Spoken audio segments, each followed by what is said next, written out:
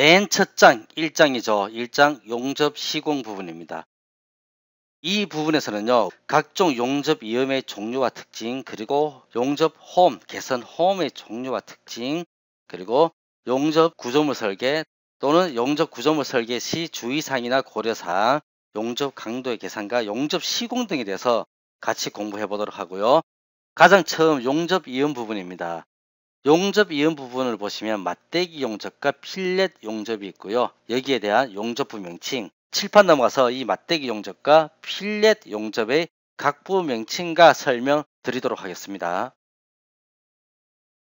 용접부 명칭에서요, 첫 번째 맞대기 용접에 관해서 설명을 드리도록 하겠습니다. 자, 이 맞대기 용접이란 두 개의 판을, 이쪽 판과 이쪽 판을 짧은 쪽 변을 기준으로 맞대어서요, 이렇게 용접한 것이 맞대기 용접이 되겠어요. 맞대기 용접의 단면 형상은요, 보시면 이렇게 판을 개선을 쳤죠. 이 부분이 원래 원판의 형상입니다. 이렇게 생긴 원판을 이렇게 홈을, 자, 빗변을 따냈죠. 이것을 개선이라고 합니다. 개선홈. 자, 홈이라고 하죠. 개선홈. 개선을 쳤다라고 현장에서 얘기합니다. 개선홈을 가공하고 이렇게 용접을 한 것이 맞대기 용접이 되겠습니다. 이 형상이 맞대기 용접의 단면 형상이 되겠죠. 이 맞대기 용접의 각부 명칭에 대해서 설명을 드리도록 하겠습니다. 첫 번째, 이렇게 두 개의 판을 맞대 놨습니다. 처음에는 이 판재의 형상들이 이렇게 생겼습니다. 자, 이렇게 생겼죠. 자, 이렇게 생기는데 이 부분, 그죠? 가공을 했죠. 날려버렸어요. 어떻게 날렸습니까? 이렇게 날렸죠. 그죠? 이것을 뭐라고 하냐? 개선 또는 홈 또는 개선홈, 이렇게 뭐 서로 얘기합니다. 자, 이렇게 개선을 치게 되는 것은 용접봉이 이렇게 들어옵니다. 그리고 용접을 하죠. 그죠? 아크가 발생이 됩니다. 자, 용접봉이 잘 융착이 되어서 용접이 잘 이루어지도록, 그죠? 잘 이루어지도록 하는 것이 이 개선 홈이 되겠어요. 첫 번째, 개선 홈에 대한 설명이었습니다. 개선 홈. 자, 그래서 용접을 하고 나서 단면 형성이 됩니다. 자, 이렇게 맞대기 용접의 단면 형성이 되고요. 자, 이 부분, 모재와 비드가 겹치는 이 부분을 뭐라고 합니까? 용접단이라고 해요. 용접단. 용접단 또는 토라고 합니다. TOE죠. 또는 용접토라고 합니다. 용접토. 비드와 모재가 마주하는 곳이 용접단이 되겠습니다. 이 부분은요, 자, 이 부분은 용접부의 루트가 돼요. 루트. 자, 루트라고 하면 ROOT, 뿌리죠. 가장 아랫부분이 용접 루트가 되겠습니다. 루트 간격은, 자, 요 부분, 요것이 루트 간격입니다. 루트 간격이라고요. 통상 용접봉의 지름 정도를 줍니다. 그리고 이 아랫면, 그죠? 아랫면 여기에서부터 홈과의 교점, 자, 개선 홈이 시작되는 이 부분은 루트면이라고 합니다. 루트면 이라고 하고요. 그리고 두 개의 판재를 용접하기 위해서 용접 시에 가해지는 이 금속, 자, 용접봉으로부터 공급되는 이 금속이 뭡니까? 이 금속은 용착금속이라고 합니다. 용착금속. 용접 후에 용융금속이, 녹아내린 금속이 응고된 부분이죠. 그것이 용착금속이 되겠습니다. 그리고 이러한 단면 형상에서요, 자, 모재 상면 있죠. 모재 상면과 비드 최상단, 자, 여기까지의 거리, 자, 이것을 덧붙임 비드라고 해요. 덧붙임 비드. 덧붙임 비드라고 하고요. 용접 강도를 계산할 때는 이 부분은 제외를 합니다. 자, 용접 강도를 계산할 때는요, 이 부분이 제외가 되죠. 이 부분이 제외가 돼요. 자, 이 용접 강도를 계산할 때는 이렇게 모재의 폭까지 계산을 하는데 이 덧붙임 비드는 강도 계산에서 제외가 됩니다. 계산에 들어가지가 않아요. 그리고 교재에는 나와 있지 않지만요. 자, 이 간격 있죠? 자, 이 간격. 이 루트면의 상단 그리고 이 토까지 거리가 개선 깊이입니다. 홈 깊이, 개선 깊이 또는 홈 깊이라고 합니다. 홈 깊이. 그리고요, 이 용접부에서 뒷면에 이 부분을 이면 비드라고 해요. 이면 비드. 자, 이면 비드, 백 비드죠. 이면, 뒷면입니다. 이면 비드고요. 영어로는 백 비드입니다. 백 비드.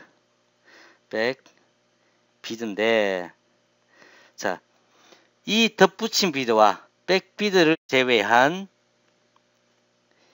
이 부분,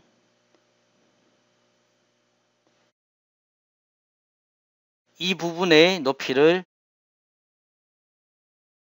목두께라고 합니다. 목두께.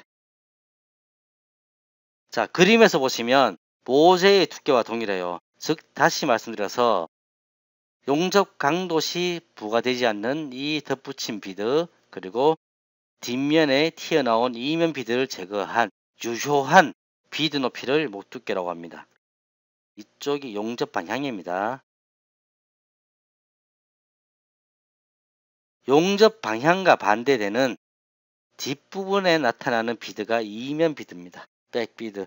그래서 통상 1에서 2mm 정도가 살짝 튀어나와 있는 것이 가장 이상적인 이면 비드, 백 비드의 치수가 되겠습니다. 맞대기 이음의 용접부 설명을 드렸고요. 필렛 용접에 대한 설명을 드리도록 하겠습니다. 필렛 용접이란 이런 그림과 같이 T자형, 자, T자형 또는 이와 유사한, 그죠? 유사한 형상으로 이음부를 용접하는 것이 필렛 용접이 되겠습니다. 이 그림을 보시면요, 두 개 판에 한쪽은 긴 쪽, 한쪽은 짧은 쪽 모서리를 맞대어 놓고요. 자, 이 부분을 용접을 했습니다.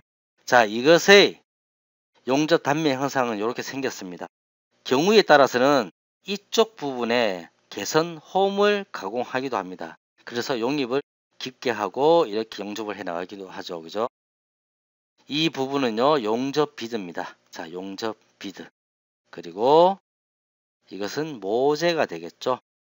자, 그러면 이 필렛 용접의 각부 명칭에 대해서 설명을 드리도록 하겠습니다.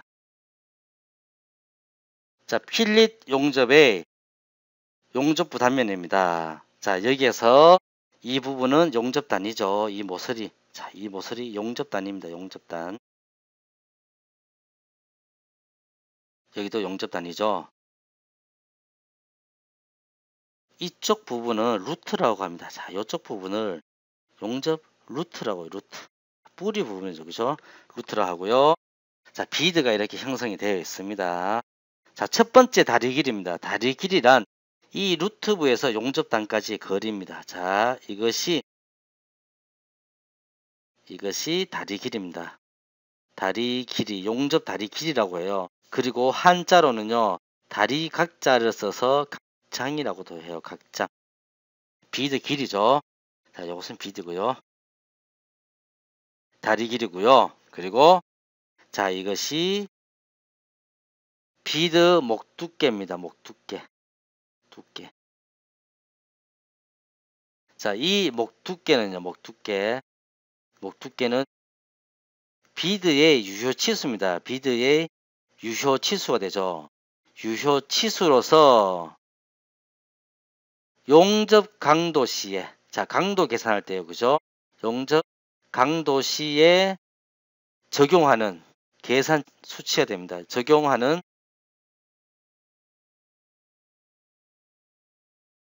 수치가 됩니다. 자, 목두께 외에도요. 자, 요만큼 남아있죠. 요것들은 계산 시 적용하지 않고요.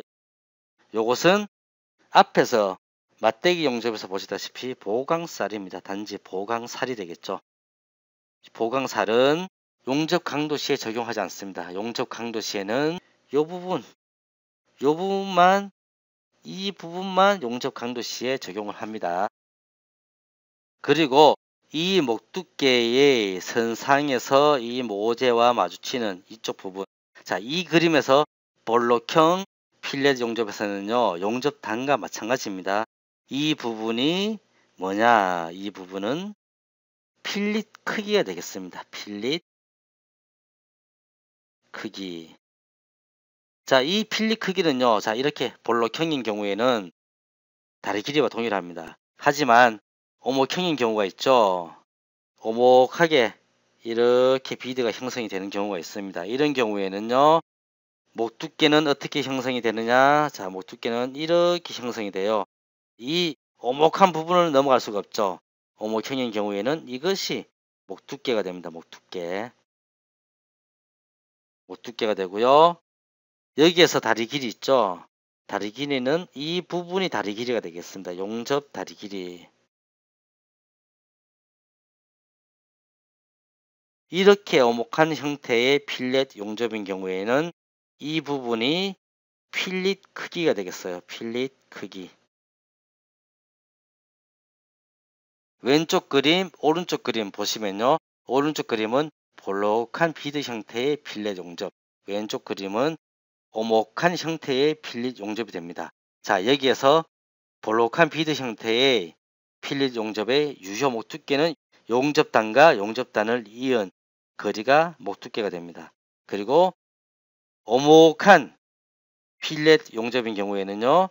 자, 목 두께 같은 경우에는 용접 단끼리 이을 수가 없고요. 자, 이 오목한 면을 넘어갈 수가 없어요. 자, 이렇게 볼록한 비드 형상의 필렛 용접은요. 필릿 크기와 다리 길이가 동일합니다. 루트에서부터 용접단까지. 하지만 이렇게 오목한 필릿 용접인 경우에는 필릿 크기는 유효 목 두께와 모재가 겹친 요 부분이죠. 요 부분부터 루트까지의 거리가 되고요. 다리 길이는 자, 보시면 오목한 부분이 비드 표면이 모재와 겹친 요 부분이 됩니다. 그래서 여기서부터 루트까지의 거리가 다리 길이가 되겠죠. 그죠? 자, 요렇게 차이를 보이게 되고요. 이렇게 볼록한 비드 표면을 가진 필릿 용접과 오목한 비드 표면을 가진 필릿 용접의 명칭에 대해서 설명을 드렸습니다.